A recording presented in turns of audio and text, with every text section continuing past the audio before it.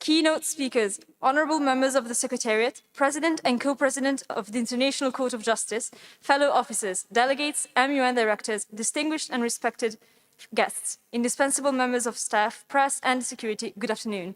I am Vittoria Valeri, main president of the Security Council, and today I will serve as master of the opening ceremony.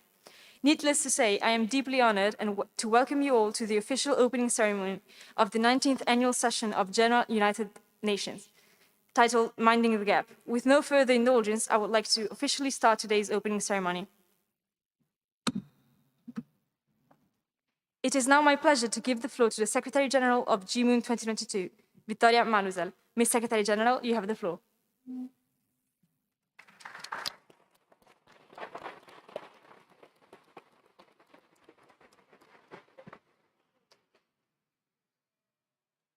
Thank you, Master of Ceremony. Honorable MUN directors and officers, fellow colleagues of the Secretariat, dear delegates, distinguished guests, hardworking members of staff, security, and press, good afternoon. My name is Vittoria Malusel, and this year I have the honor of welcoming you as the Secretary General of GeMUN Model United Nations during its 19th annual session. Needless to say, I feel enormously grateful for being here today, for meeting you all without a screen separating us. The past 2 years have been full of efforts, sacrifices, and grief. However, we now have the means to partially contrast the COVID-19 pandemic, which has also allowed us to meet in person for such an event. Yet, even if restrictions have prevented us from pursuing our hobbies or spending time with our friends, we must keep in mind that these matters are insignificant in comparison to what occurs outside our lives as privileged teenagers. Many people have lost their jobs, some cannot afford basic healthcare services, and violence has escalated both at home and at the workplace. Economies have collapsed, and not to mention the psychological damage lockdowns have caused, and much more. In GeMUN 2021, we focused on the changes that the pandemic had brought about in our daily lives, such as digitalization in schools and work, or the increased skepticism towards scientific progress. Whereas this year, we are dedicated to highlighting direct consequences of the pandemic, in particularly the gaps that have been exacerbated. That is why the title and main theme of the conference is Minding the Gap. Among the topics on the agenda, delegates will have the chance to debate the distribution of COVID-19 vaccines in conflict-afflicted areas, the narrowing of economic and social inequalities in the workplace, as well as uneven resource distribution and consumption in pursuit of sustainability. There is another feature to this year's GeMUN, the UN Women Committee, where delegations will address not only the social inclusion of transgender women and the issues facing women in leadership roles, but they will also address the ever-present and constantly increasing issue of femicide and gender-based violence, the so-called shadow pandemic that cannot be treated by vaccines. In fact, studies have shown that frequent lockdowns have caused rising tensions in home environments, and restrictions have severely restricted access to services and shelters. As a young woman, these are the topics that upset me the most.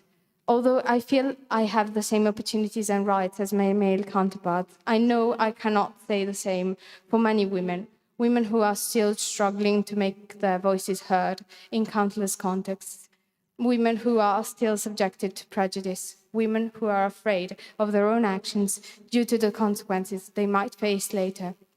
We still have a long way to go in our efforts for gender equality, but look at us. During the past few months, I have been fortunate enough to have the support of 8 wonderful young women who make up my secretariat. And it is during times like these that I feel hopeful about the future of women, because maybe something is actually changing. In any case, my friends and colleagues, I must thank you, because nothing would have been possible without your abilities. I cannot lie. Insisting upon holding GeMUN, even in such a delicate historical period, has been an exhausting challenge. But I can now say that we made it, and it all feels like a miracle. We are determined to make the most of the conference by always keeping in mind what has happened and what we have overcome. Do not be afraid to speak your mind or try something new. Never forget that debates are not about speaking perfect English or becoming an expert on a country's economy, but rather about meeting new people who share your interests in and attitudes towards the international politics. The experience will help you become knowledgeable citizens of a more interconnected world.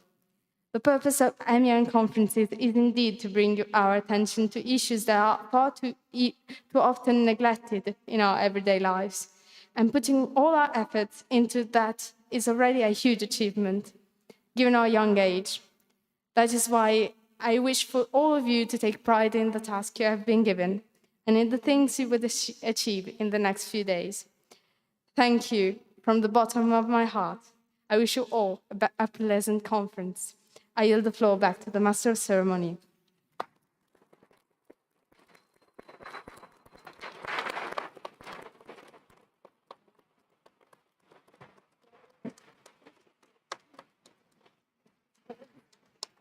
Thank you, Vittorio.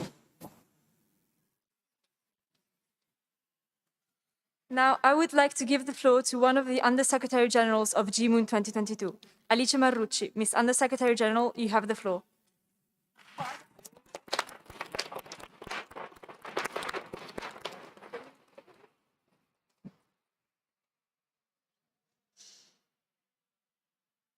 Master of Ceremony for the floor. Fellow Secretariat members, esteemed guests and MUN directors, honorable officers, and members of the International Court of Justice. Respectful guests, our work staff, security, and press, good afternoon. My name is Alice Marrucci. I'm 16 years old, and I'm currently attending my third year of high school at the Leda International School here in Genoa.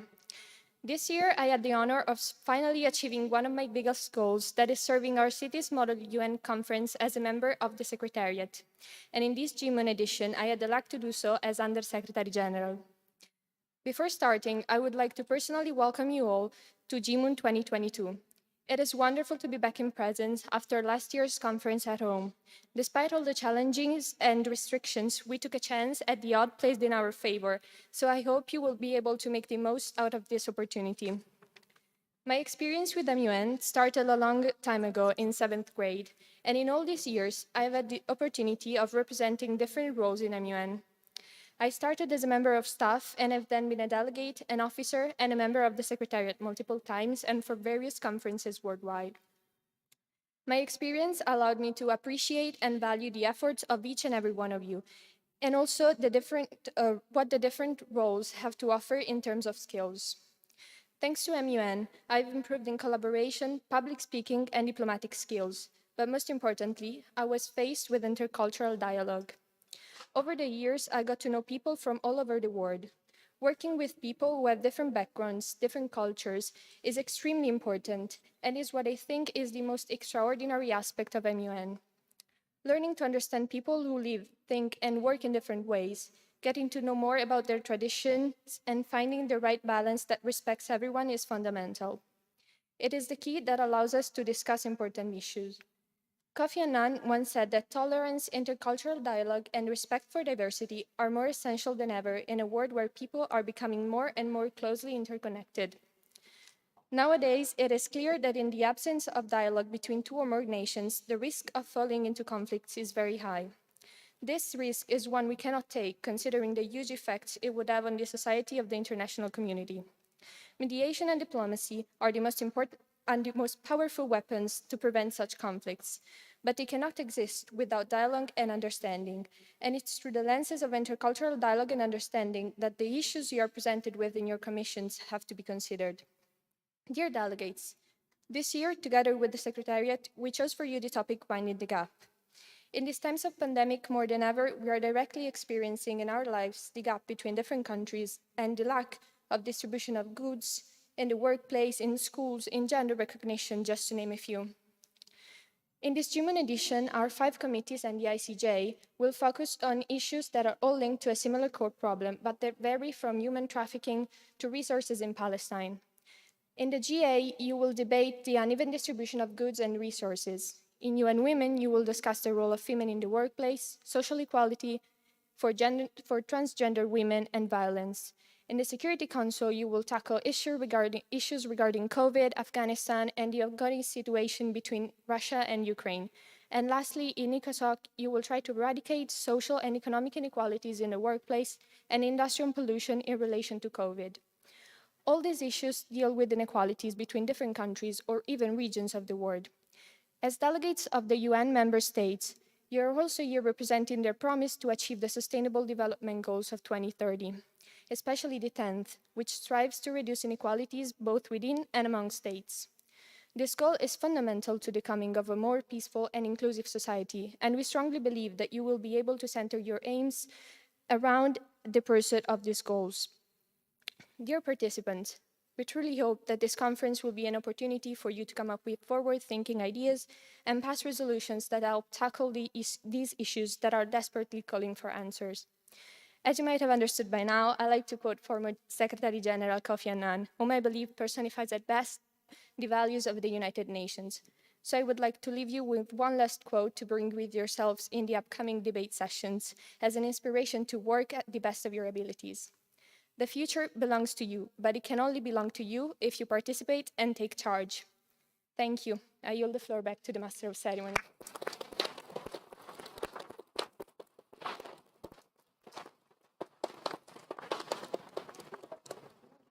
Thank you, Alice. I would like now to give the floor to the distinguished City Councillor Lorenza Rosso. Ms. Rosso, the floor is yours.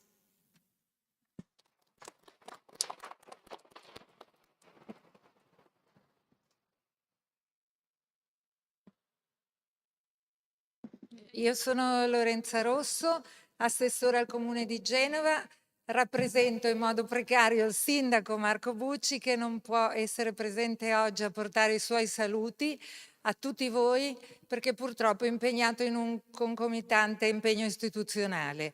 Il Comune di Genova è orgoglioso di accogliere questa conferenza, una conferenza importantissima che vede coinvolti veramente una sala così piena di giovani, non si vedeva da anni ormai. Ne siamo orgogliosi ma anche pieni di gioia. Quest'anno il tema è quello delle disuguaglianze, un tema al quale questa amministrazione guarda in modo particolare. Le diseguaglianze di tutti i tipi, diseguaglianze che sul territorio, quindi quelle per la popolazione più vicina al Comune di Genova, è un nostro compito occuparcene e cercare soluzioni perché si possano colmare questi gap. Questa conferenza, l'importanza di questa conferenza che noi vediamo è quella proprio di trasmettere in un'ottica che non sia solo territoriale, legata alla nostra città e al nostro paese, ma possa veramente arrivare a una cooperazione internazionale. Solo in questo modo è possibile che queste diseguaglianze diminuiscano e si arrivi veramente a una società civile nel vero senso della parola. Quindi il nostro augurio è un augurio di buon lavoro, di impegno, e quindi viva Genova che vi accoglie, ma viva questa conferenza. Auguri a tutti.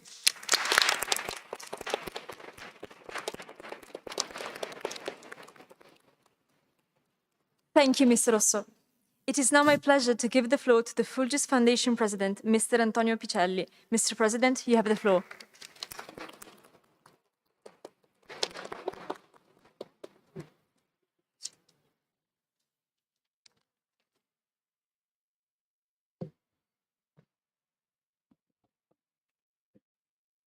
Thank you, Honorable Secretary General and delegates.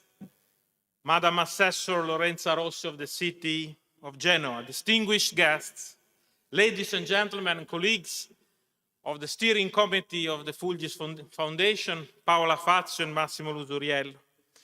As the President of the Steering Committee of the Fondazione Fulgis Urban Lab Genoa International School, I am very pleased to welcome you all to the 2022 GeMUN event under the title Minding the Gap. I feel that it is necessary, first of all, to thank for their attendance and work the delegates who come from different schools and different countries, and as well and wholeheartedly the teachers who are present and also those who are not here today and will not be debating, but who still are so important in the growth of the students, not only in their knowledge, in your knowledge, but also as human beings. Last year, the delegates were summoned to discuss about how to rethink the future. Logically, I think, as the COVID pandemic went forward, this year you are asked to consider, to investigate how, I dare say, not only to mind the gap, but also to bridge the gap. Last year, I warned your colleagues against the peril of feeling entitled. The feeling that you are entitled to whatever you simply desire, like some kind of celestial power outside will, nay, must, come down from the sky and just hand down to you whatever you have wished for without any special effort from your part. And I begged the attendees not to fall for this trap set by demagogues, weak thinkers, and relativists. Whatever you achieve, you will only get by efforts, hard work, dedication, and even sacrifice. I do beg you this year to do not leave the path of work and dedication for your own sake. Honorable delegates, mark, if you please, my words.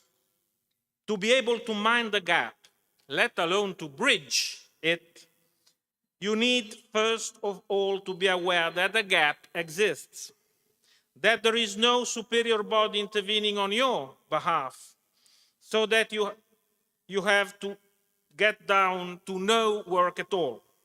So, according to a description of this UN round agenda, you will study various issues and work together with the aim of furthering development of nations and upholding the fundamental rights of every human being. Well, honorable delegates, let me break the news to you. Fundamental rights, by themselves, on their own, artificially, do not exist in the real world. As the complex situation in Ukraine and in so many other places these days clearly shows. To exist, to thrive, these rights, they need life, they need people, they need us to uphold them. In the real world, honorable delegates, might makes right, as the saying goes. And I will say it in Italian also. Chi ha la forza comanda. And this is, of course, wrong. But it is the reality of the world. And you unfortunately see it today. But to mind the gap, or again, as I said, to bridge the gap, we all, and I mean especially you, have to reverse this paradigm and achieve that right makes might. And how do you mind gaps? Or as I said, you bridge them, if not by hard work, efforts, and dedication, I ask you. Not certainly you and us by sitting on our respective hands, and neither by squabbling and fighting between each other, as it seems to be a very bad habit in the outside world. As Jesus said in the Gospel, Matthew chapter 7, straight is the gate, and narrow is the way which leadeth unto life. What does this mean? It means that doing what is good, what is best, is difficult. The good way, the only way, is the hard one that I have indicated already in my speech, which is almost concluded. Efforts, hard work, dedication. And not only that, education. Do not let people rob you of education. Do not let people rob you of the capacity to think, to understand, to judge for yourselves. And then intelligence, and of course, free speech and tolerance. All the best for your work. Thank you.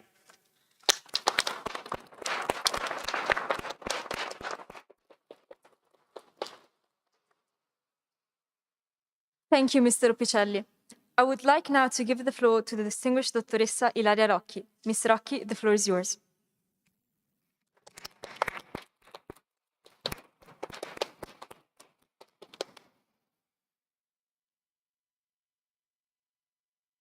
Good afternoon, everyone. Thank you very much for introducing me and for having me here today. I feel honored to get to be part of this incredible event I've been part of for several years. And to be honest with you, I'm also pretty excited because this is the exact place where my journey with the United Nations started off about 12 years ago. First, I would like to say that it is heartwarming to be able to honor this event in person, face to face, after a couple of very challenging years, especially for young people. And for this, I would like to compliment and to thank the whole MUN staff, our MUN directors, and the City of Genoa for making this possible, and also for recognizing the value of so many young people getting together to confront with each other and with crucial political, economic, and social issues. I believe that investing in this event is also investing in a generation of young change makers and of future aware and more responsible adults that will lead the generations to come. Among all the meaningful debates that you will be involved in within the next couple of days, I was particularly enthusiastic to learn that the Genoa Model United Nations this year would have implemented the UN Women Committee as the leading committee of this conference edition. Over the years, I took part in several editions of the MUN conferences. Here in Genoa, as a student from the Liceo Linguistico Grazia Deledda, as well as in Milan and in Paris, I got to represent several different countries in several different committees. As a young person, I was so lucky to get in contact with such relevant UN fields of action, from the disarmament to the economic and social, and then from the human rights to the Security Council. All of this truly expanded my visions and also enhanced my curiosity towards the world and towards topics that I had never encountered before and that I probably would have never encountered otherwise. However, as a young woman, I had never seen women's rights at the center of the conversation, despite my exposure to topics that were being debated within the international community. This is surprising because, as today, no country in the world can say to have achieved gender equality. As Secretary General Antonio Guterres points out, violence against women, including femicide, is at epidemic levels. More than 1 in 3 women will experience violence in some forms during her lifetime. Legal protection against rape and domestic violence are being rolled back in some places. Rape within marriage continues to be legal in 34 countries. Women's sexual and reproductive rights are under threat from different sides. Women leaders and public figures face harassment, threats, and abuse, online and offline. The policing of personal freedom and dress are a daily reality for millions of women and girls. From governments to corporate boards, women are still excluded from top tables. It was when I was called to chair the UN Women Committee at the Model United Nations, at the Cambridge Model United Nations, that I found out about this UN agency, the most recent one, only established in 2010, that was fighting for my rights. However, this is not a recent issue.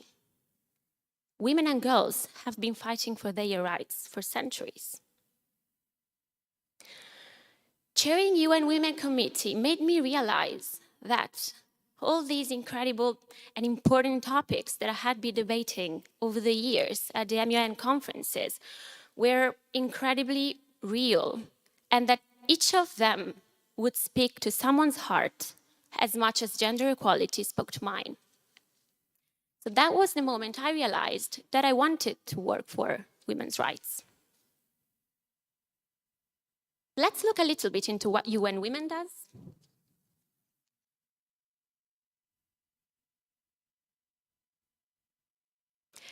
Among the 17 goals that the United Nations has set for a better and a more sustainable world, UN Women mainly operates within the 5th goal, which is the one of gender equality.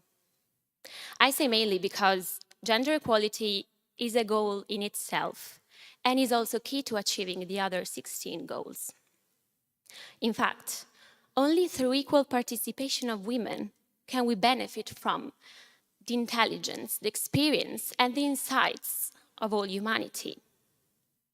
Women's equal participation is vital to stability, helps to prevent conflict, and promotes a more sustainable and inclusive development. So what does UN Women work towards?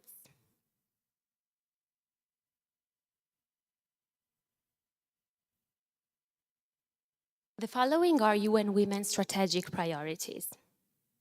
For women to lead, participate in, and benefit equally from governance systems. For women to have income security, decent work, and economic autonomy. For all women and girls to live a life free from all forms of violence. For women and girls to contribute to and have greater influence in building sustainable peace and resilience, and benefit equally from the prevention of natural disasters and conflicts, and humanitarian action.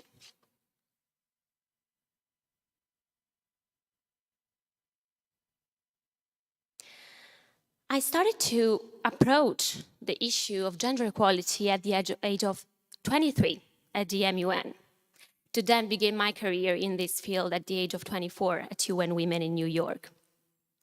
And the more I have worked in this field, the more I have realized that too often gender equality is associated with men hating. I believe this is the very first stereotype that we need to fight against. UN Women supports equal rights for women and men on the political, economic, and social level. With this in mind, in 2014, UN Women launched the He for She campaign, which is an invitation for men and people of all genders to stand in solidarity with women to create a united and stable and visible force for gender equality. For this reason, I would like to take this opportunity to address all the men present in this room today, because gender equality is your issue too.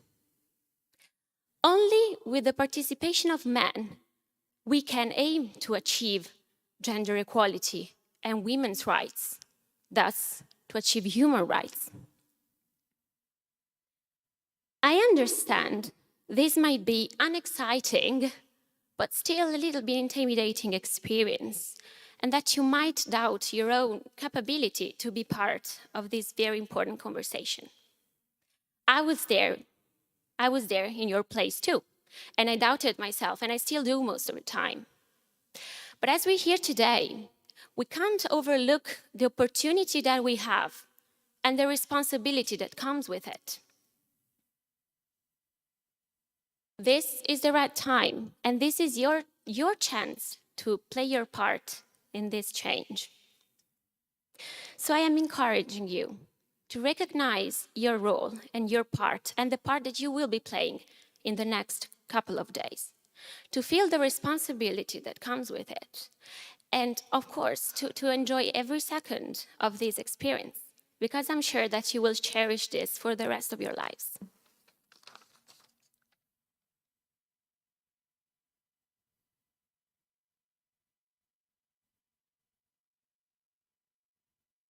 In 2020, just before the pandemic broke out, I was sitting in this room at the UN headquarters in New York, where Secretary General Antonio Guterres was outlining all the reasons why we would all benefit from a more gender equal world.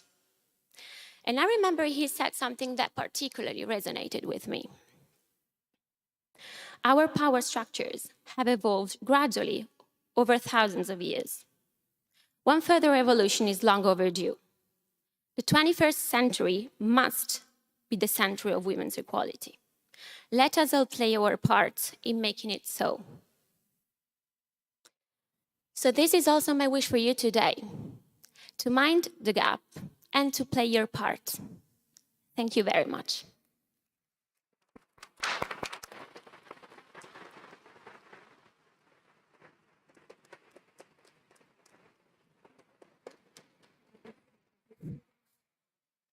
I sincerely thank you for your speech, Mr. Rocchi. It is now my pleasure to give the floor to the President of the General Assembly of GeMUN 2022, Raffaella Corevi. Ms. President, you have the floor.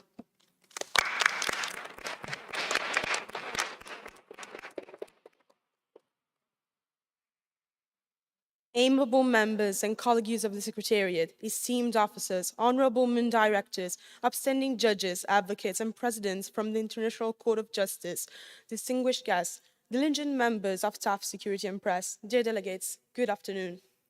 My name is Raffaella Corevi. I'm 17 years old and I'm currently attending my 4th year at Liceo Linguistico Internazionale Grazia Deledda. First of all, I would like to express my contentment for finally seeing you all in person instead of through a screen. These 2 years have been rough for all of us, without exception. It took away a piece of our life, and with all the moments and experiences that we should have lived, but we didn't stop. We have sought, found, and learned new methods by which we can continue to live this experience, just like it happened to the GeMUN. After a year of online conference that, despite all the difficulties, was very successful, today we are here, in our beloved Genoa and our beautiful palaces, being able to relive those beautiful moments that were so missed in our daily lives. My experience with MUN started 3 years ago, and since then I have always had different roles that have helped me a lot in my growth. For the first year I was a delegate, the following year I was an officer, and this year I had the chance to serve as the president of the General Assembly for the 19th session of GeMUN. A rather fast growth, but that has brought me not only a lot of stability in different contexts, but it has empowered me and increased my team working and specification skills. This year in the General Assembly, we'll have 2 committees, the Economic and Financial Committee and the Social, Humanitarian and Cultural Committee.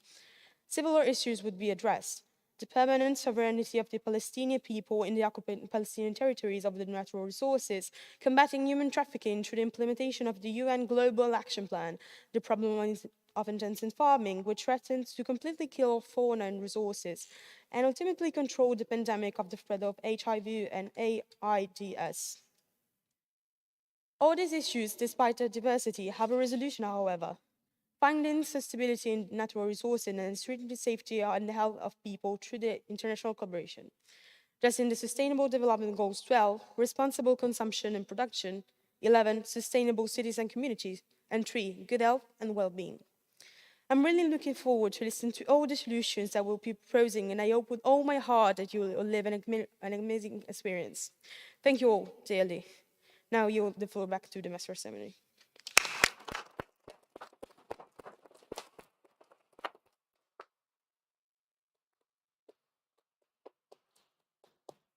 Thank you, Raffaella. It is now my pleasure to give the floor to the President of the International Court of Justice of GeMUN 2022, Chiara Tacchini. Ms. President, you have the floor.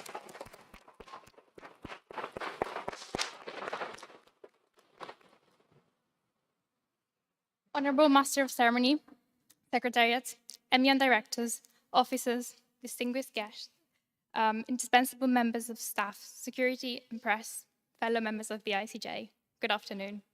My name is Chiara Tacchini, and this year it is my pleasure to serve as GeMUN's President of the International Court of Justice for the second and final time.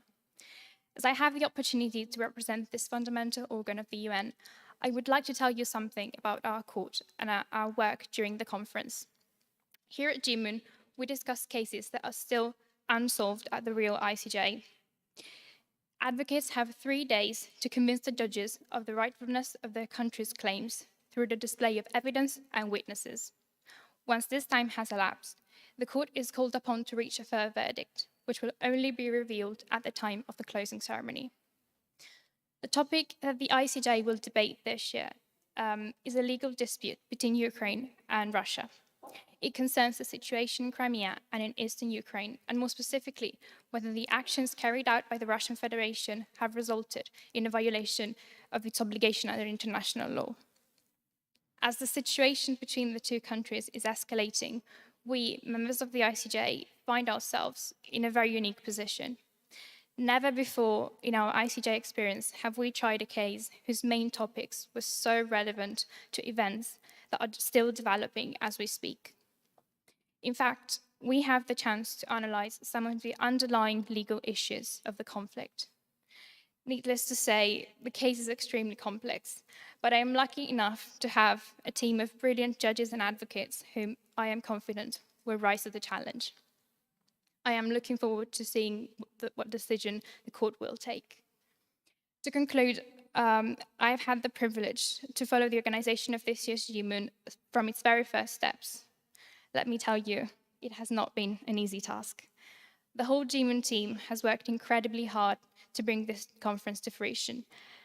And I would like to thank each one of them for their enthusiasm and dedication to this project.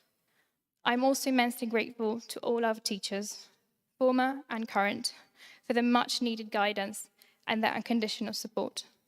What we have achieved is truly outstanding. I wish you a memorable GeMUN experience. Thank you.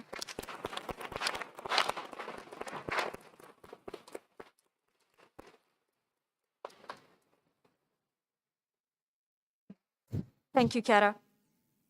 It is now my pleasure to give the floor to the charity responsible, Miss Rossella Semino. Miss Semino, you have the floor.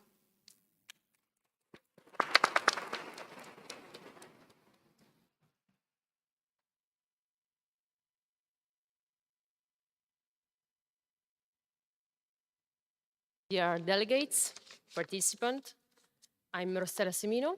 I represent Help Code, charity partner of this event. I'm very, very glad to be here today, not only because it's a real pleasure to be here, 450 students here in the same place is just, wow, great. So, and also because of the subject of these days, minding the gap. Wow, when they told me that was the subject, I was like, it's not possible. It's exactly connected with the project we are working on. That's it. Because as NGO, we believe that it's important to build an inclusive society. How? Minding the gap. What is a gap? We talk about gender inequalities. There are a lot of different inequalities. And we believe that as well, stereotypes, prejudice are for sure big gap. But what is a prejudice? A prejudice is a preconceived opinion not based on reason or experience. Sure, but if we don't work with this, it can be like a mountain. So it can be very, very hard to face. So we decide to work to identify education as the most important thing to dismantle all the kind of prejudice and stereotype. Why? Because education, young people like you, are the most important thing. Because education can contribute to dismantle all the kind of stereotypes and prejudice? Yes, because you are all together, you believe, you are active, you are young, and you believe in a better world. So we started a pilot project thanks to a partnership with Université Libre de Bruxelles, a partner that developed like 5 years ago a project called Migration de la de Préjugés. We decided, thanks as well with the partnership of University of Genoa, Scienze Politiche, we decided to start a project here in Genoa, and we decided to adapt that model here. What is this model? It's a really easy, really simple. The main idea is to adapt this project to the Italian context, thanks to the peer-to-peer education. So we have some volunteers, some trainers that are working on specific tool and workshop and activities. And then we prepare some activities in school, in high school. Why? Because the mobilization of young people, thanks to the peer-to-peer approach, can really change the approach. We believe in this, and we believe that it's very important to experience the stereotype. So thanks to this kind of activity, the students, like you, hopefully next year in the Liceo de Ledda, will be able to experience what is stereotypes, what is actually a prejudice, in particular connected with migration. Why this is important? Because experiencing the diversity is fundamental to break down stereotypes and prejudice, and to encouraging the development of a deeper understanding. So, you already know the objective of this project are to raise awareness on migration in order to dismantle all kinds of prejudice and stereotypes, and for sure to fight against racism and to mobilize and build civil engagement not only among young people, but also among teachers, family, citizens, everyone. What more? I think that this occasion is it's incredible. So enjoy. It's a really big occasion. So enjoy, and try to keep all the second of this experience. I'd like to stop just with a small sentence that I don't know if you know, Vinícius de Moraes in Brazil, like probably 50 years ago, said in a very known song that the life is the art of meeting. So go ahead. Thank you very much.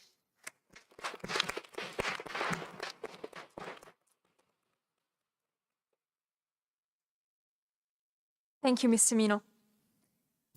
We will now attend a musical ensemble performed by the pupils of Pertini High School. They will perform for us 3 different songs, the first one of which is called Abide With Me.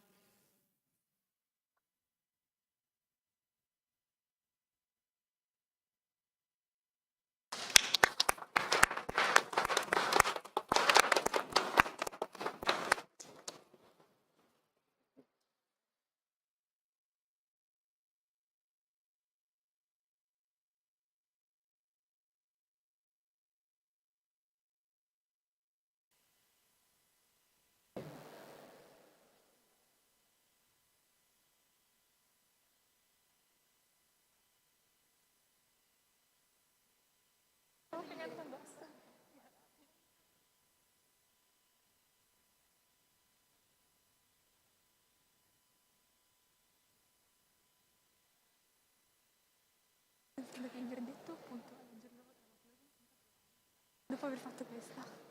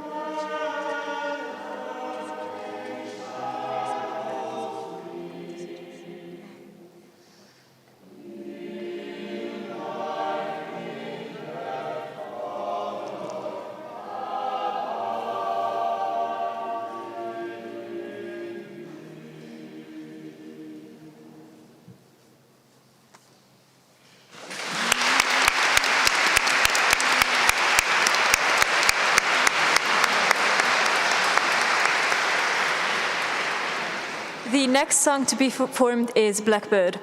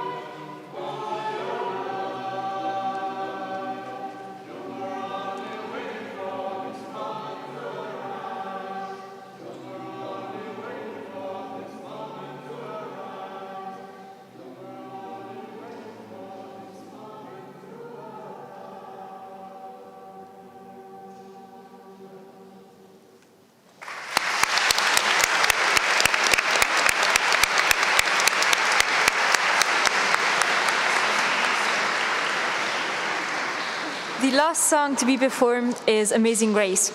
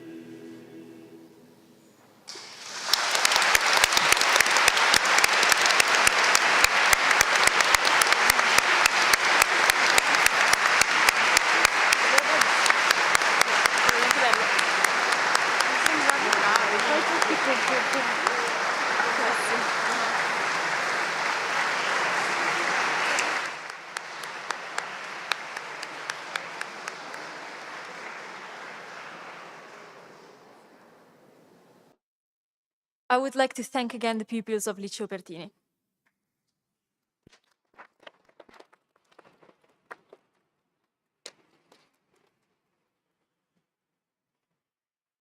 It is now my pleasure to give the floor to Dottoressa Adriana Albini. Miss Albini, you have the floor.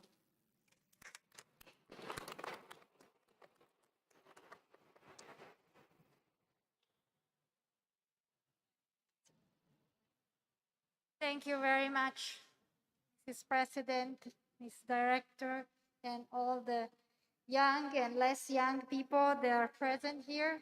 I think this is absolutely a wonderful occasion to be together and to share our thoughts against gaps. And of course, it's wonderful to be in Genova again, where I worked until 2007 as a deputy director of the Italian Cancer Institute of Genova. What I'm going to talk briefly today is two gaps that I deal with. One is in health, and the other one is in the scientific areas. First of all, you hear about, talking about One Health. I think it's something that the young people have very much at heart. We can live healthy if our environment is healthy, and also if our body is healthy from inside. And I say that a healthy environment and a healthy body is the worst enemy of cancer. I'm a cancer researcher. This is a little complicated, but it says that cancer starts when there is a cell that gets hurt by, for instance, a carcinogen and mutates and starts growing without control. And the control can be given by our own body, for instance, from the immune system, which is very popular now with the COVID.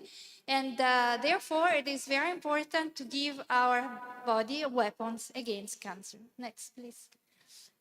And one of there are gaps in what is called the prevention of cancer. It is easier to prevent cancer if we have the possibility to have a healthy lifestyle, for instance, no smoke, avoid overweight and obesity, have a good nutrition, do physical activity, and avoid exposure to carcinogens and alcohol. There are factors that we cannot modify, like, for instance, age, genetics, gender, ethnicity, and also family history. For instance, if there was a cancer previously in the family. There are gaps that could be changed, but it's not so easy. And this is what I wrote later.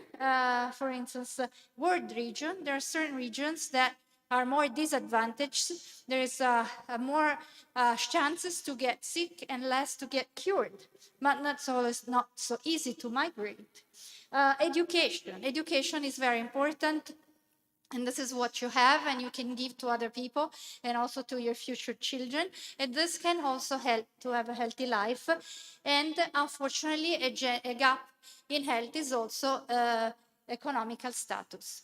It is sad to say that if one is rich, it's easier to get cured and less chances to get sick. And in certain parts of the world, the life expectancy is still very low, like 30 years, while in this country, in particular in Italy, we can live 85 years as a woman or 80, 81 as a man. And then we can also cure certain factors like virus, bacterial, diabetes, changes in hormonal status. So this is the gap in the prevention that we can try to change. Next slide. And for instance, what we can do is through healthy food, which is very common in our countries, for instance. And what I study as a organic and biological chemist is the pharmacy in our food. And here you see just some molecules that are inside certain foods. And in the short talk, we obviously can't go in it, but to say that if you eat an apple, it's somehow like getting an aspirin. Next slide. So this is, next slide. So this is the unhealthy lifestyle. Which is like smoking, drinking carbonated drinks, doing sedentarity, not reading cultural stuff, and not going much around. And this is something that we can prevent and we can help other people prevent. Next, please. Now, there's another gap that I like to talk, and this is women in science. Is it difficult to be a woman in science? Yes, it is. And it was for me too.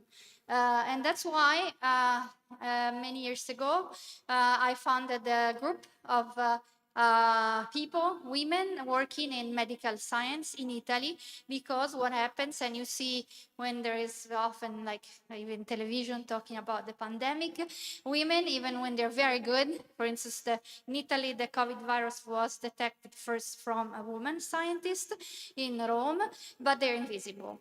And so we try to say that excellence doesn't have a gender. And in science, women very often have more difficulties in career, but it's very nice to be together. And this is a gap that we have to change. And obviously, as I heard from the first keynote speaker, this is also goes through the help of men for equality in careers in science. Next, please. So this is our club. We give awards every year to the women that reach a certain number of citation of their scientific work. So it is based on numbers, because we want to avoid to say you're in this group because you're my friend. You're in the group because you've published a lot of good science and other scientists cite your work. So you're an opinion leader. And you know that while in medicine, where I teach, there is an equal number of women at the beginning. There are certain disciplines where there is really a gap for reasons that we can change.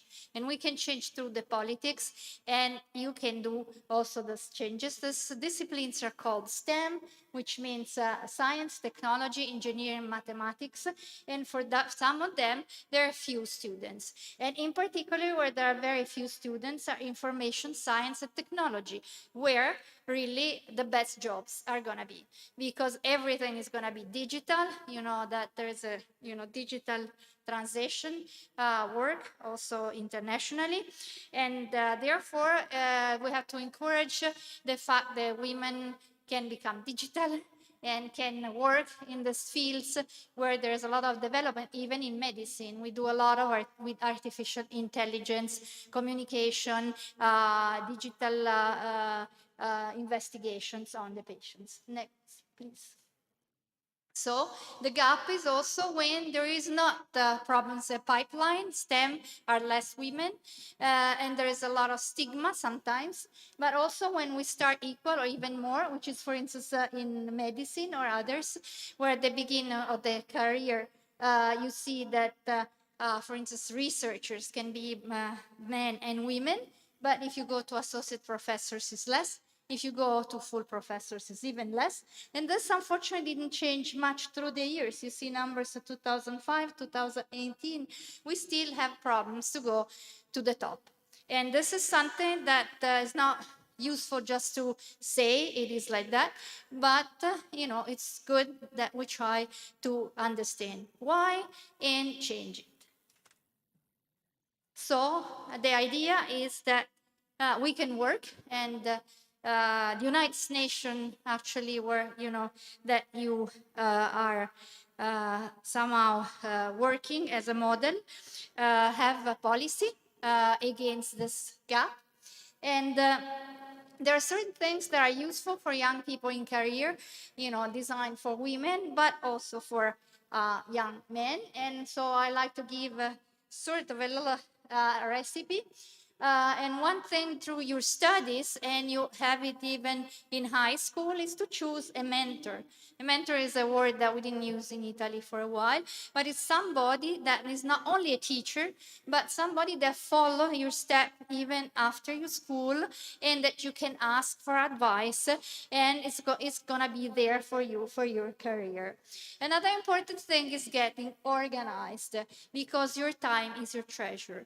You want a full life. life, and I think the young generations, even more than us, are determined to make, every moment count and don't give up with their personal life.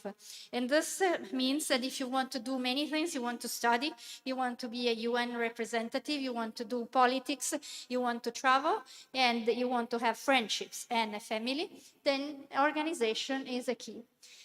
Be self-confident. This is a very good school. I heard that, with passion and knowing that there is something that we have to say. And also, not only by character, because very often, particularly young women, are not so self-confident. So being self-confident is a choice. Don't be afraid of it. Try to get role models. This is also a recent word. It is to find somebody that can inspire you. That can be anybody.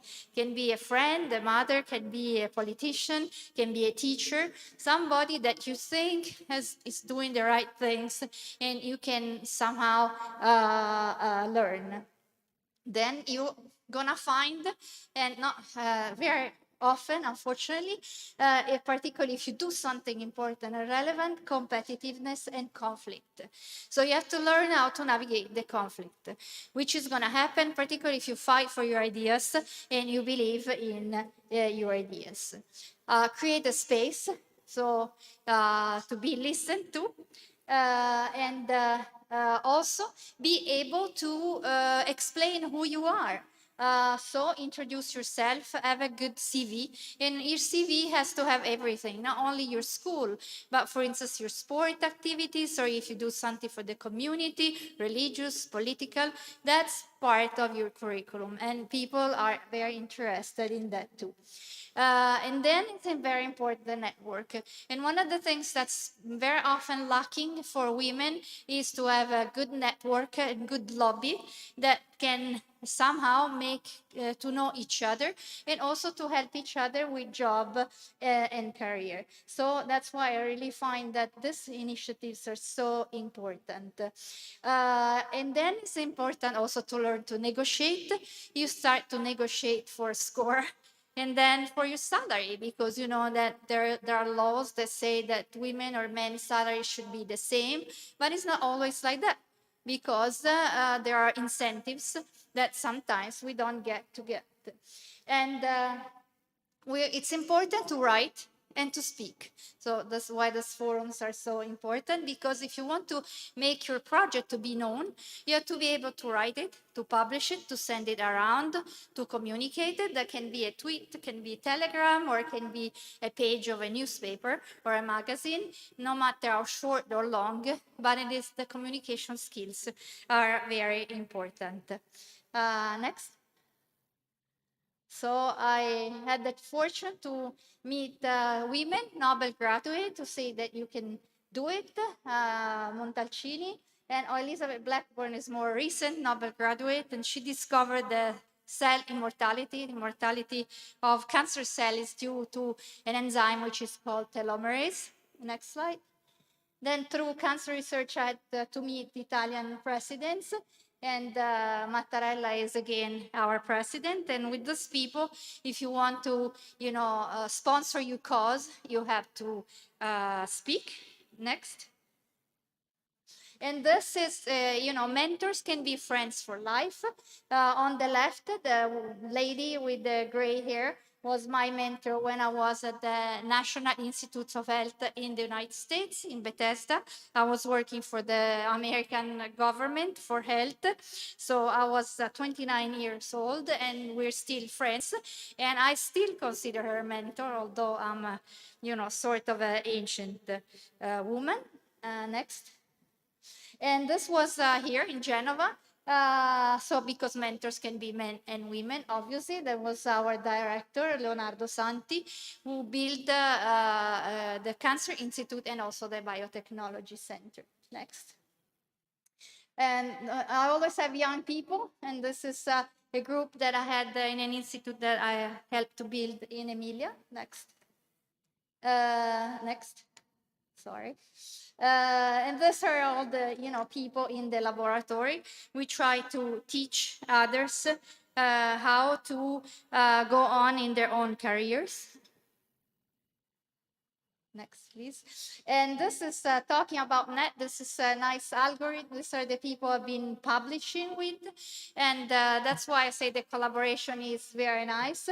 I found out that I've been collaborating with 700 different people publishing scientific papers. Next.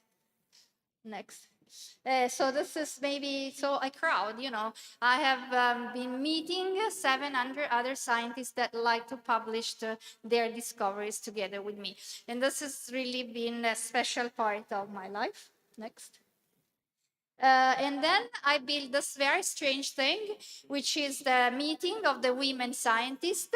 See that we talk about the all-men panel, and we managed to have a conference where most speakers were women scientists. And the first one, 2 years ago, we also spoke about the COVID pandemic and the researchers.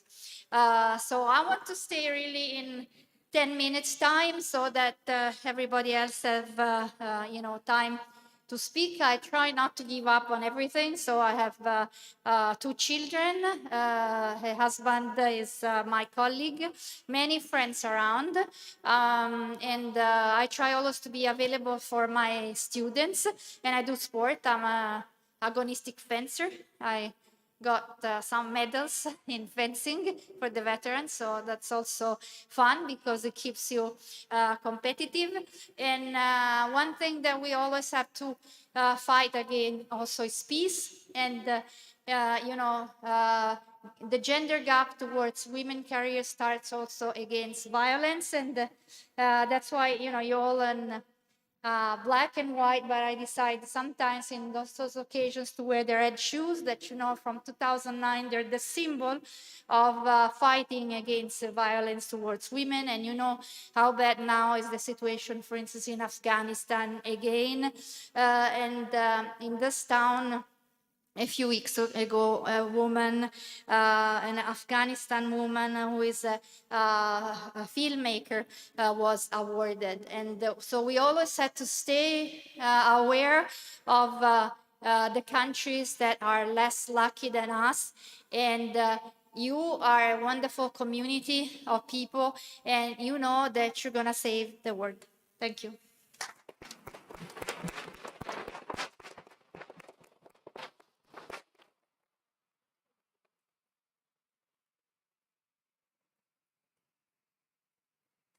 Thank you for your truly inspiring speech, Ms. Albini. We will now entertain a video prepared by the GeMUN press team regarding the main events of the year.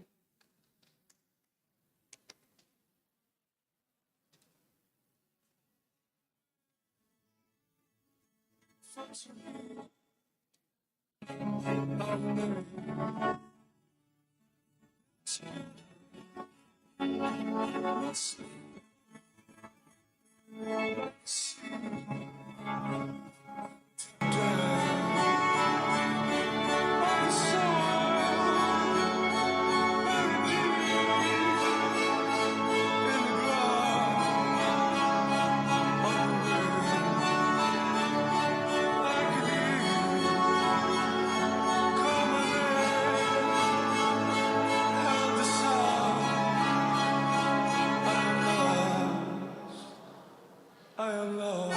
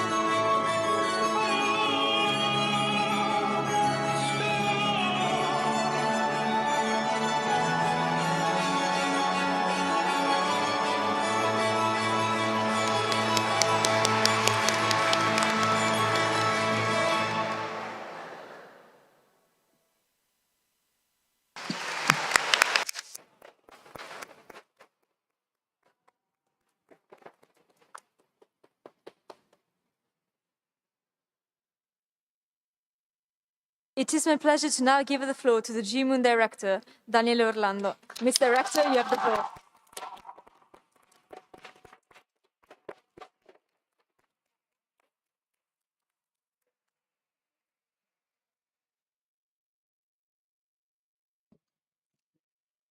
Dear guests and participants,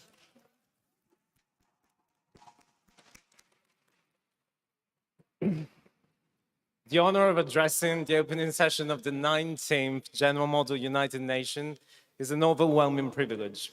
I feel compelled to express my deepest gratitude to each and every one of you for making this happen, to those who traveled far and wide, to those who worked tirelessly for months, to those who never thought this would be even possible, to the main characters, our officers, our delegates, ICJ, the unsung heroes of press, staff, and security.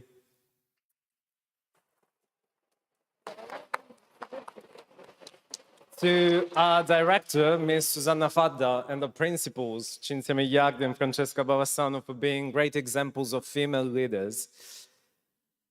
To everyone at the admin office for saying yes. To my students for being an inspiration every day. To Vittoria, our Secretary General, for being a beautiful light for all of us lost at sea. And to Eduardo Lozada Capruja, for being a mentor and a friend I never knew I needed. Thank you all. Today is our day. But today is an even more special day for myself on a very personal level. 1 year ago, on this very day, I was hours away from becoming an uncle to the most beautiful bundle of joy I have ever seen.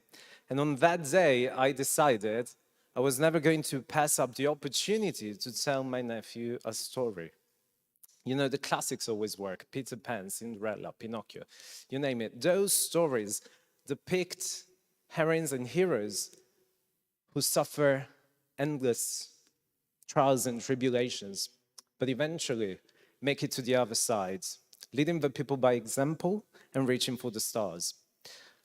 Probably not a UN spokesperson, but a man whose legacy has definitely shaped the upbringing of so many, definitely mine. Mr. Walt Disney used to say, if you can dream it, you can do it. But sometimes I have to remind myself that not everyone has the right to dream. When we live the fictional world, not everyone is a princess in a castle. Fairies keep their feet on the ground.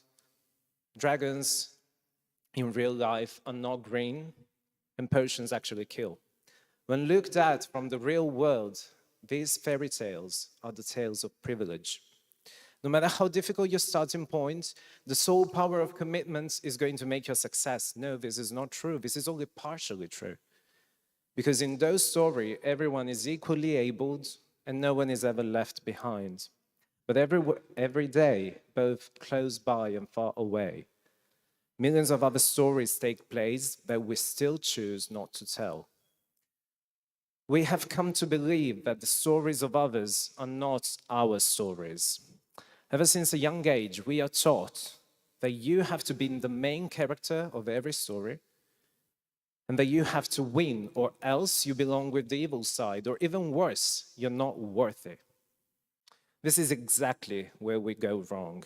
All specific stories tell the general story that is human existence. Whether we are the protagonists or just the sidekicks. And if millions of narratives are not being told, then those stories don't exist. This is a tale as old as time that has been digging a gap between the voices who scream the loudest and those that are extinguished into a whisper. And unless you really make an effort to hear for that distant echo that faintly resonates in the background, you run the risk of being force-fed a series of deluded narratives.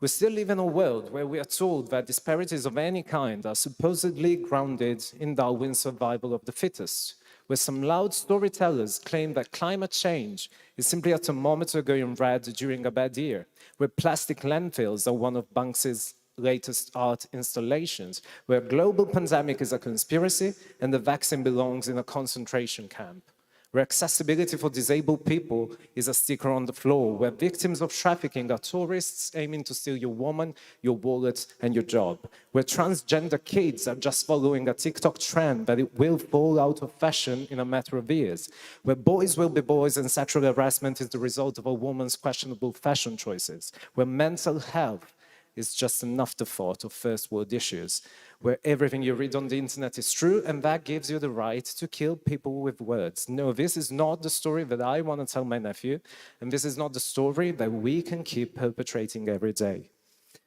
We, like so many others, can no longer stand back and watch that gap grow. But I have no claim to know the secret to solving all the problems in the world. I'm only an English teacher. So, because 1 year ago, I also made the vow never to lie to my nephew, all I can set out to do is to find new stories, which is exactly what I'm asking all of you to do today. You, a generation that has been given so many different titles, overly sensitive, uninterested, weak. I believe you are all but those things. You are the real catalyst of change, a community that will always be in a state of becoming. You have been left with the tantamount responsibility to solve all of the problems that the generations before yours have shrugged off their backs, digging a gap that grows wider, deeper, and older every single day. A gap made of generational differences, paved with judgment, and filled with 100 different shades of ignorance and fear. The fear of a world that is changing, a fear of losing the spotlight as the main characters of every single story.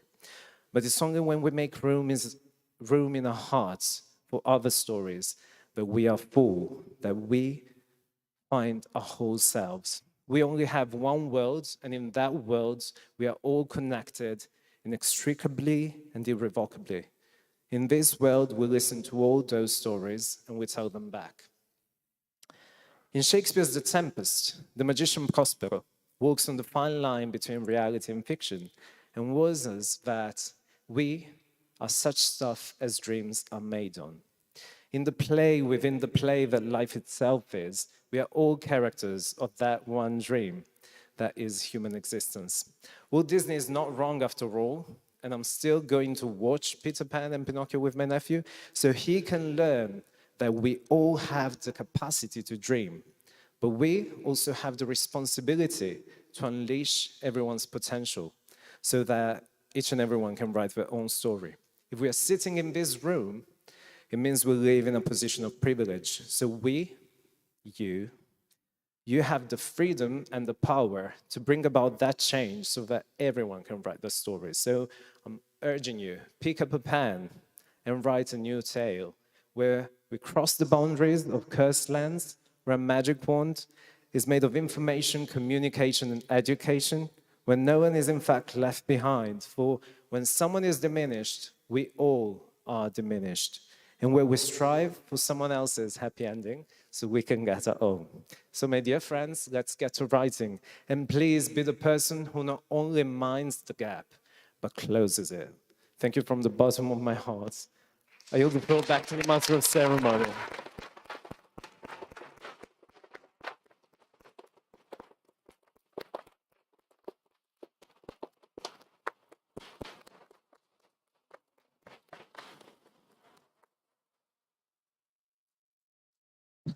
Thank you for your truly inspiring speech, Mr. Director.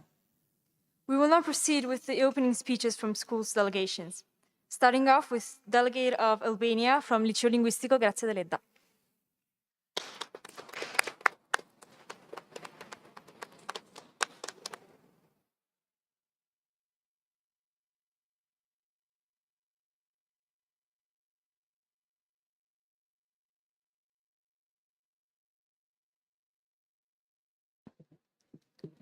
Honorable chairs, fellow delegates, distinguished guests, indispensable members of staff, security, and press, good afternoon. In the following days, we will discuss a serious topic that concerns our society, HIV/AIDS pandemic.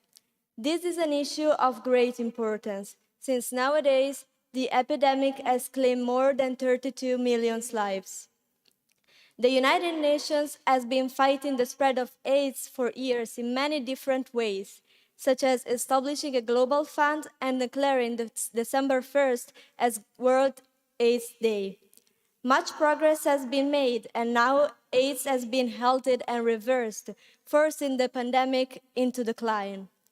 The next goal is ending AIDS by 2030 as part of the Sustainable Development Goals, adopted unanimously by UN member states in 2015.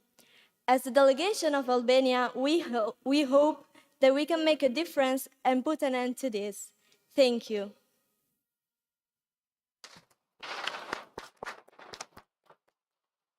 Thank you, Delegate.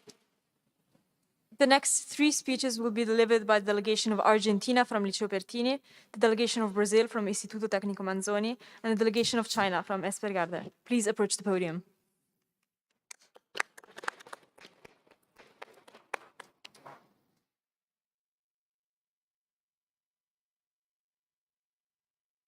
Dear deputies and honorable guests, it's a pleasure to participate in GeMUN 2022. And I'm happy to welcome you. Finally, after 2 years, we can meet again in person. Argentina is grateful to be here with you, but we are together to talk about unpleasant circumstances.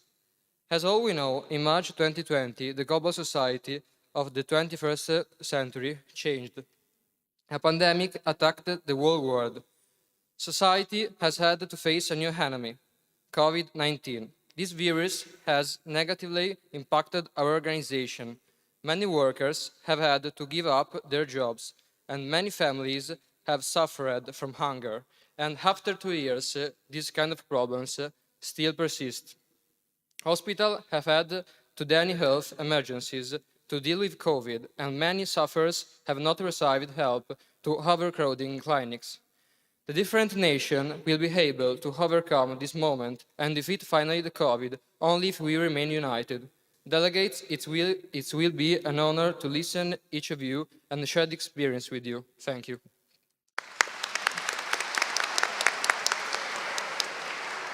Thank you, Delegate.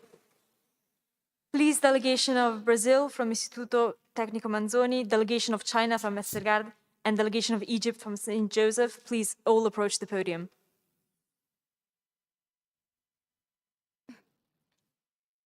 Esteemed Secretariat, dear guests, and fellow delegates, Brazil is a very big country and its position is really important in many aspects and from many points of view.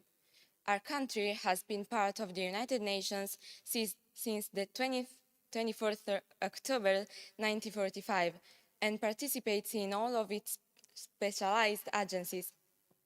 We are also among the 20 top contributors to the United Nations peacekeeping operations, and we've been regularly elected as a non-permanent member to the Security Council since our first session in 1946. For this reason, Brazil finds it vital to promote collaboration between countries, something that we will try our best to do today. We believe that after these 2 years of pandemic, minding the gap is even more relevant as the already existing inequality has been spreading globally. Our government remains seized of all the matters that affect us, and we keep ourselves open to any form of collaborations, inviting all fellow member states to do the same. Thank you for the attention.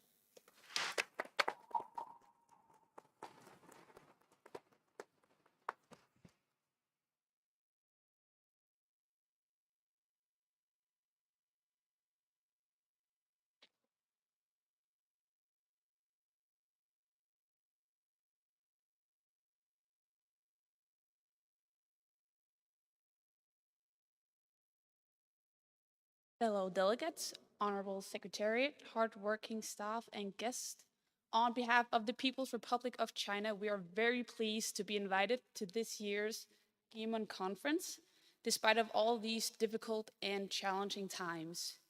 Our delegates are more than ready to take on the topics and collaborate on keep maintaining international peace and security through fruitful debates, because anything the world needs, China will make for you. Furthermore, we are very excited to get to know all of you, or at least most of you, despite all of our differences and despite COVID. May this be a conference we all shall memorize and be the MUN of our dreams. Thank you, and we'll see you on the battlefield.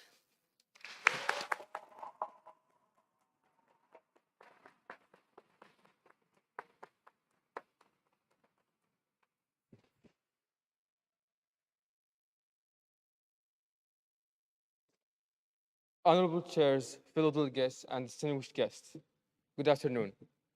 When talking about the theme of this conference, minding the gap, what most likely comes to your mind are the steps Western countries are taking to reduce the different gaps around the globe. But as the ambassador of Egypt, I can assure you that Egypt, one of the biggest countries in Africa, one of the biggest countries in Africa, is investing great effort in reducing gaps resulting from inequalities. Although in the past, women in Egypt faced numerous challenges that may have discouraged them from entering the workforce, today the government is strengthening the legal environment around these challenges to increase the barriers to employment. We have recently seen that due to the coronavirus, women's roles in society have deteriorated. Therefore, to mitigate the socioeconomic effects of COVID-19 on women and girls, the government of Egypt has initiated many programs to prevent domestic violence by launching hotlines and opening shelters for women. In the end, the delegate of Egypt is hopeful we can end the emergency phase of the pandemic in 2022 and address threats that urgently require our attention. Thank you.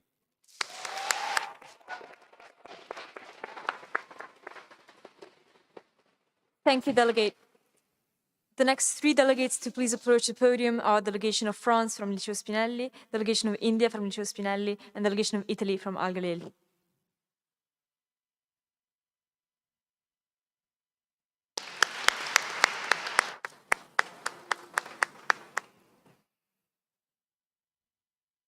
A great welcome to all of the wonderful people here united today from the delegation of France. In such a world where the fear of a third, potentially exterminating world war continues to be present, we understand that dialogue is the only rope of hope we have. Today, this delegation is looking with joy to you, all of the companions on this journey of changement, of preparation and maintenance of a better future. Only by coming all together, we can discuss effectively topics like healthcare, that has finally reached our #1 priority in all of our lives since the recent spotlight on the sector has shown us its wasted potential. Education, the key factor that allows us to speak up and be heard. Sustainability, something that is not just a trendy word, but a real aim we should all point to. Security, not just for some people, and not only in certain countries. Peace, not as a temporary state, not as the motto of a hippie movement, but as a permanent condition. Liberty, equality, fraternity. We believe this should not only be France's motto, but everyone's reality. We believe in our power. We believe that, minding the gap we have in our world today, we can all work to narrow it down for tomorrow. Thank you.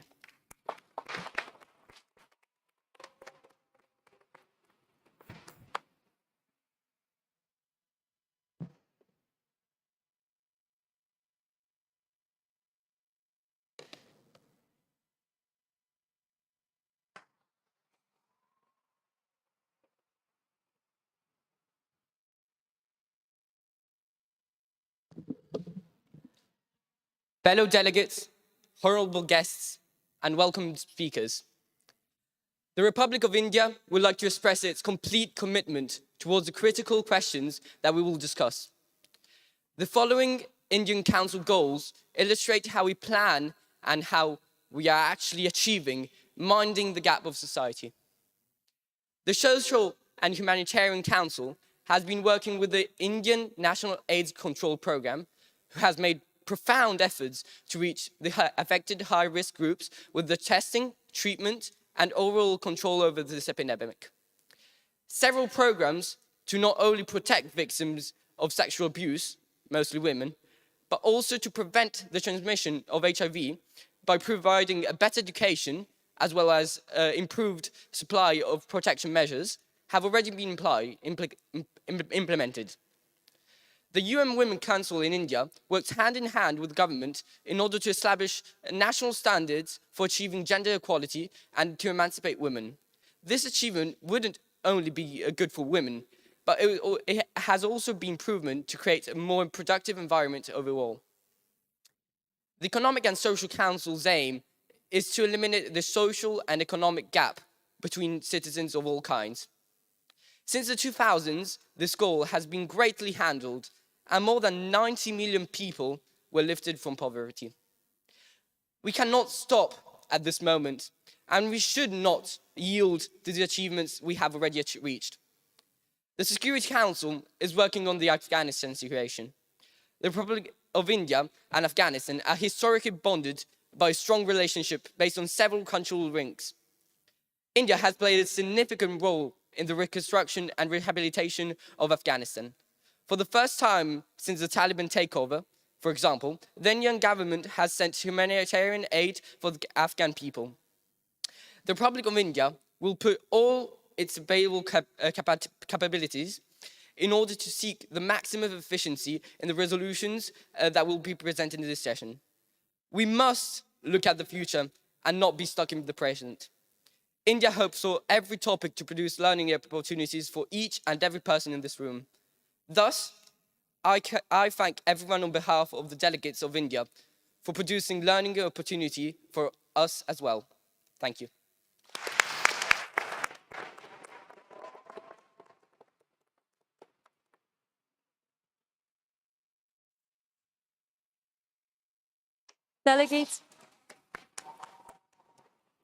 Delegates, we remind you that your speech should be no longer than 1 minute. Okay. Ladies and gentlemen, and distinguished guests, the delegate of Italy is honored to be here in GeMUN 2022. We have gathered today with the intention of finding a better future to our planet. A future where gaps are no more, gaps between men and women, poor and rich, humanity and nature. Honored delegates, we must be the change we wish to see in the world. We must find the power within dreams to change the impossible. Inspired by words of Martin Luther King, we have a dream that one day no one will be judged by the color of their skin. We have a dream that one day we will end poverty and hunger. One day we will achieve gender equality and empower our women. We have a dream today that we will provide the natural resources needed for all. We need to take actions that express our deepest commitments to a world with peace and justice for all. And yes, we can close the gap. We do not have time to think more about it. The delegate of Italy urges us to diligently apply all the possible effective measures to save the earth and humanity by using developed technologies, by encouraging the implementation of the human rights laws, and by making our voices heard by the governments and leaders of the world. Furthermore, when that day comes, hopefully we will be able to hand over a healthy earth to our future generations. Thank you.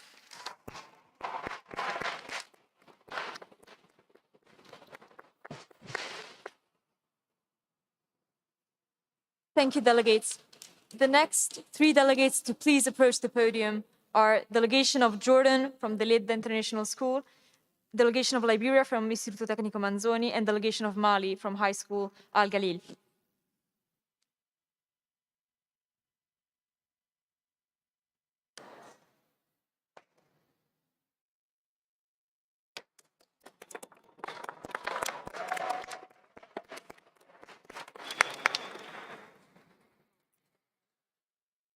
Honorable members of the Secretariat, MUN directors, chairs, ICJ members, fellow delegates, and esteemed guests. My name is Matteo Preve, and I'm currently attending my 2nd year of high school at the Lidda International School. And as a part of the Lidda, we want to thank the staff and the organizers for arranging another edition of the GeMUN, especially in this difficult chapter of our lives. The GeMUN is a source of learning and experience. It permits us to open our minds and think critically with the different problems in our world. Today, we are representing the Kingdom of Jordan in the Economic and Financial Committee, and the delegates will be tackling 2 influential topics: the impact of intensive crops and animal farming, and the permanent sovereignty of the Palestinian people in the occupied Palestinian territory. Furthermore, we would like to wish every delegate and chair the best of luck with fruitful and engaging debates in this year's GeMUN. Thank you.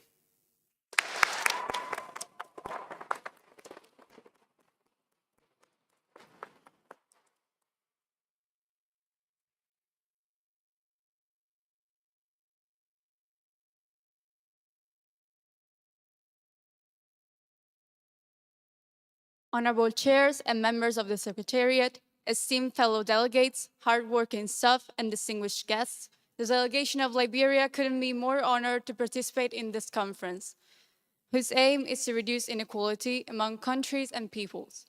Economic inequality in Liberia, along with the social consequences it entails, has led to violence and instability, which have profoundly marked the country in a negative way.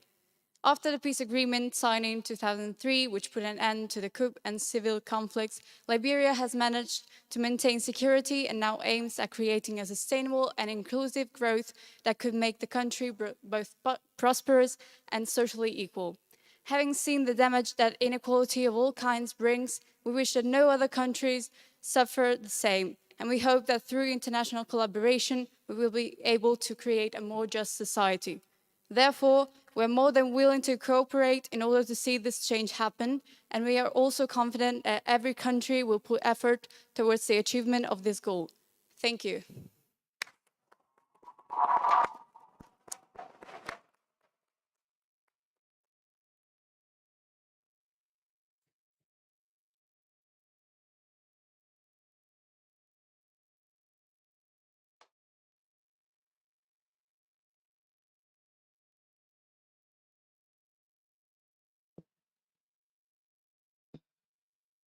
Today, wherever people live, they don't have to look far to confront inequality. Discrimination strikes at the very heart of being human. Good afternoon, ladies and gentlemen. How do you explain why can one's race or economic status determine his future? We hear heartbreaking stories of people who suffer cruelty simply for belonging to a different group from those in positions of privilege or power. It occurs when an unjustified distinction is made in policy, law, or treatment. We need to be of value and give the people what they deserve. Georgia, or Mali, due to its ethnically and culturally diverse population, pays special attention to combating such destructing phenomena as xenophobia. There is a number of safeguarding provisions aimed at prevention of prejudice and intolerance. Every country needs to stand up for its people, establish organizations to encourage and develop cultural understanding, prohibit discrimination based on ethnic and national basis, which helps other countries as well. Quoted by Martin Luther King Jr., "Injustice anywhere is a threat to justice everywhere." Thank you.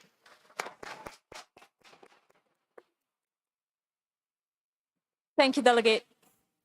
Due to time restraints, I'm now asking all delegations to please approach the podium. The delegation of Mexico from Deutsche Schule Genua, delegation of New Zealand from St. Joseph High School, delegation of Palestine from Liceo de Ledda, delegation of Panama from Liceo Linguistico Manzoni, delegation of Poland from Liceo Manzoni, delegation of Russian Federation from the Ledda International School, delegation of Solomon Island from Liceo Pertini, delegation of Turkey from Espegar, and delegation of United Kingdom from Deutsche Schule Genua.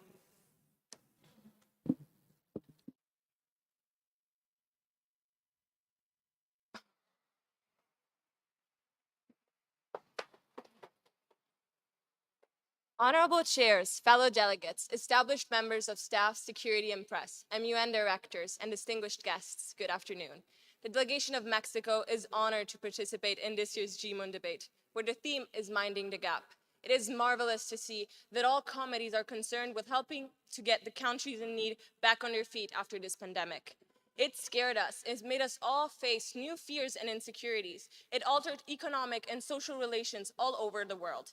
However, especially since Mexico is greatly impacted by the consequences of COVID-19 that have only magnified the pre-existing political, social, and economic difficulties, we are more than ever appreciative to see a community ready to acknowledge the truth, to unite, and to find solutions together. Every clause and resolution that passes today will be a small step towards progress. So be proud to be part of it. The delegation of Mexico thanks you all for your time and efforts and wishes everybody a fruitful debate. Thank you. We yield the floor.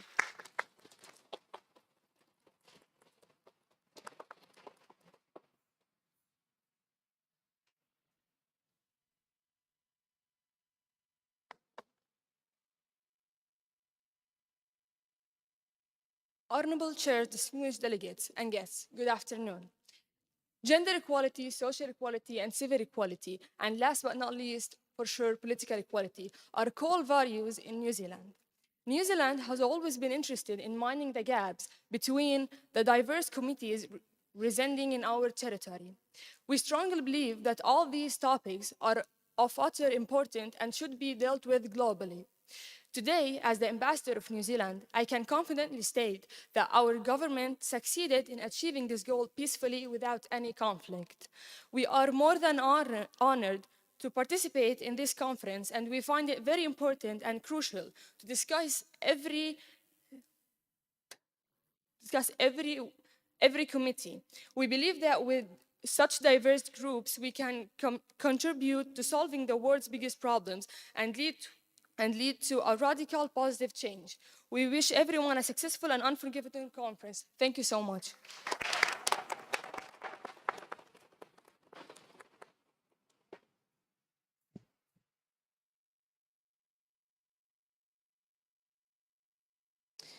Esteemed GeMUN directors, honorable chairs, fellow delegates, hardworking staff, security and press, distinguished guests, good afternoon. Since Palestine is not even recognized as a member of the United Nations, but as a non-member observer status, the delegation of Palestine is honored to participate in GeMUN 2022.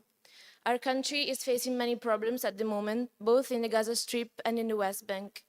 The delegation is really looking forward to discuss just one of them in the ECOFIN committee these days, given that one of the two topics faced in that conference is going to deal with the issue of the sovereignty of Palestinian people on their natural resources occupied by other countries.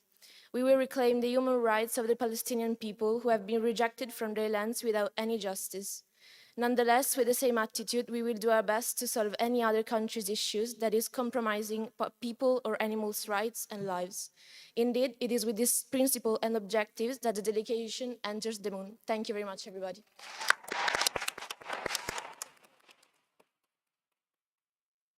May a member of the staff please raise the microphone. May a member of the staff please raise the microphone.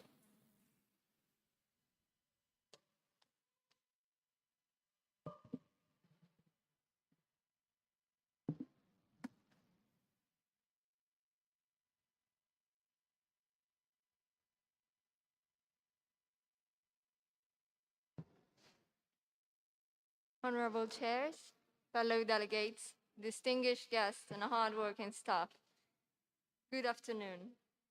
The delegation of Panama is proud to be here today to debate such important topics. These past few years have been marked by numerous wars, by grief, and by illnesses. So we are very hopeful seeing so many of us here today to build a better future. We strongly hope that these days of debates and in general our will to cooperate will have an impact on the future and will help solve some problems that have changed and shaped in so many ways our current reality. Despite our great efforts, our country is still torn by inequalities and corruption, and many other problems. So we are glad to be here today and to see so many of us here today to build a better future for the future generation. Thank you for your attention.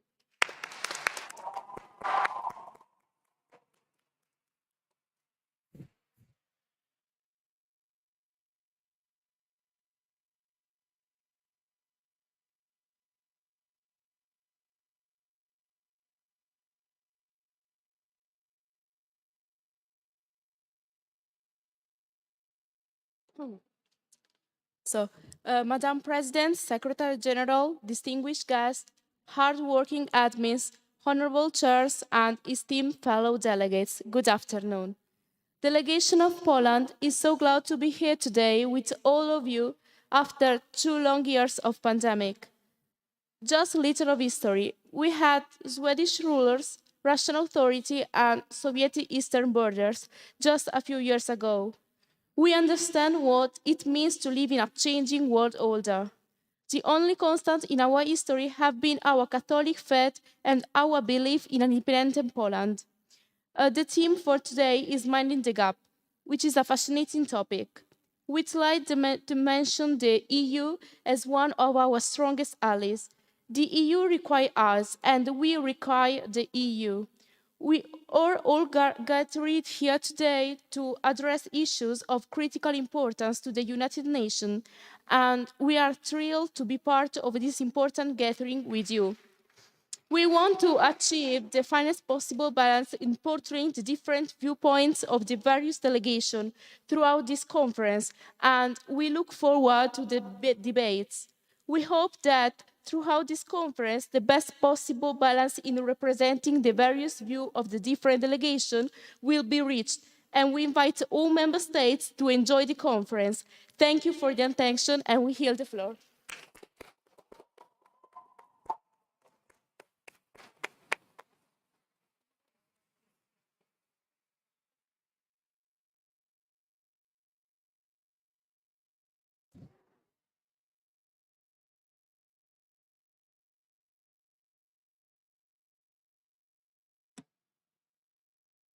Esteemed members of the Secretariat, MUN directors, honorable guests, fellow delegates, members of the ICJ, hardworking staff, security and press, good afternoon, and welcome to this year's GeMUN conference. I am Luigi Trucco, and I'm currently attending my second year of high school at the Leda International School. Today, I'm representing the delegate of the Russian Federation, and I'm very delighted to be here as part of the United Nations Security Council.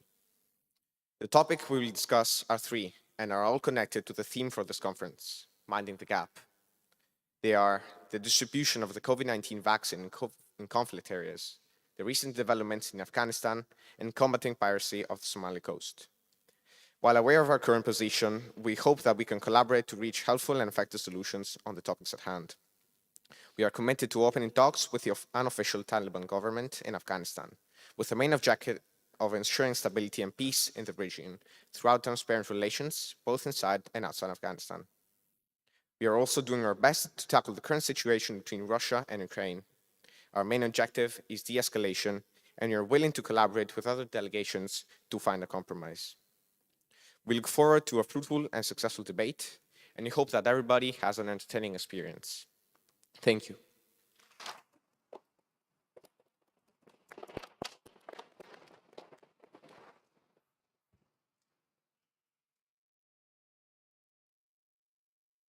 Fellow colleagues and distinguished guests, it is a pleasure to participate in GeMUN 2022 and to welcome you.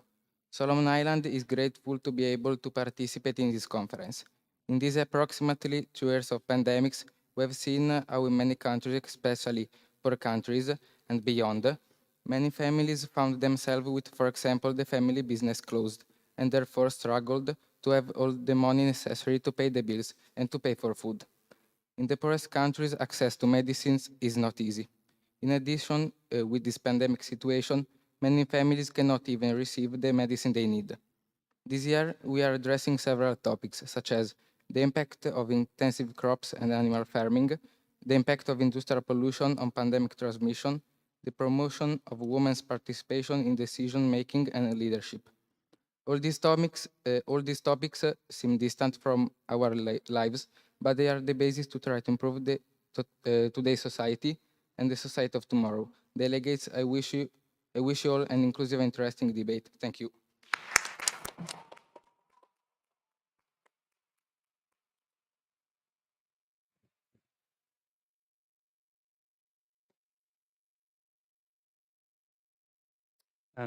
Honored Secretariat, distinguished guests, hardworking staff and fellow delegates.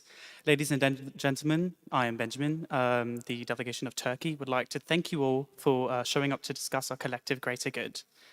We hope to see a delightful conference with fruitful debates about these extremely important topics, from children's rights to nationality to combating human trafficking on a global plan. We express our deep gratitude as these topics are so relevant in this day and age. We are so glad that we are able to meet to debate these crucial issues despite the raging storms of the current COVID-19 pandemic. And lastly, thank you to the Secretariat, the staff, and you amazing delegates. Stay safe and have a great conference. Thank you.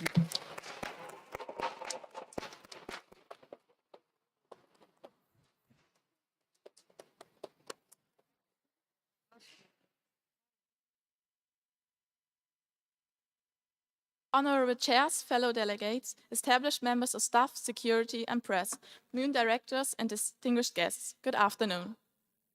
2 years ago, the pandemic started.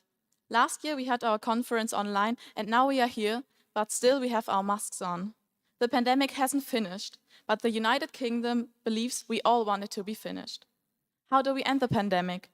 The question has been discussed in every country, yet only in some a solution has been found. This is why the delegation of the United Kingdom is honored to participate in this year's debate, where the theme is Minding the Gap. Regarding this, the Security Council is fighting for equal chances and rights, not only in this ongoing pandemic, but also in the political and humanitarian issues that regard all of us, as the recent developments in Afghanistan and the piracy of the Somali coast. The delegation of the UK strongly believes in progress and sees this year's GeMUN as a great opportunity to combat the issues and to make a difference. Furthermore, we are looking forward to respectful and pointed discussions to solve and battle the issues. We wish everybody successful and interesting debates. Thank you.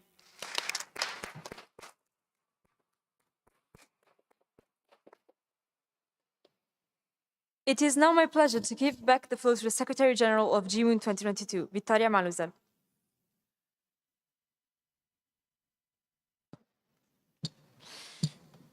And it is now my pleasure to declare the GeMUN 2022 conference officially open.